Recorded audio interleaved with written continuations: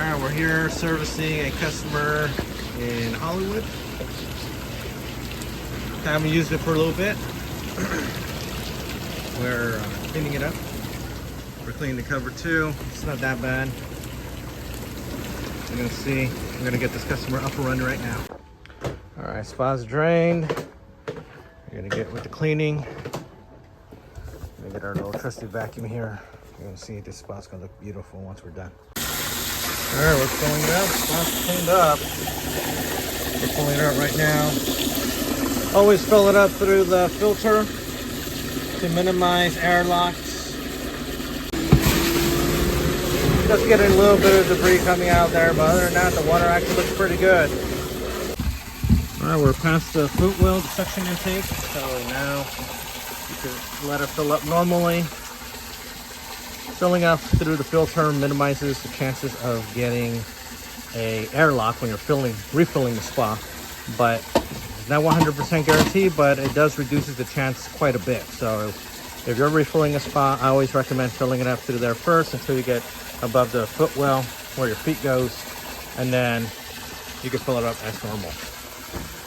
So we're just going to wait for this to fill up, power it on, make sure everything's working, and we're good to go. Got it up and running. Spa's primed. We added chemicals. Looking beautiful. Customer's up and running. We're just going to let it continue filling, get to the proper level here, and we'll go over water chemistry with the customer and how to use your spa. Get a little refresher, and yeah. Alright, we're here at this customer's house, and breaker's tripping, and we opened it up and discovered that this is highly corroded. So we're going to go ahead and replace the heater here, and I'll do it. This is for a FlowFlow retrofitted cruise control system. Let's see what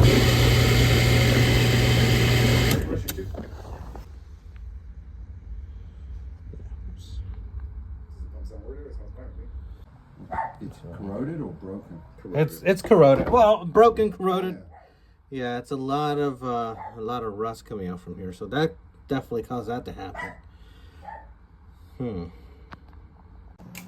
right, so we got the heater out, and you can see all this corrosion that's happening. This is what happens when there's a lot of chlorine or too much bromine into the water. That's why we tell customers don't overdo it on the chemicals, because it will cause damage.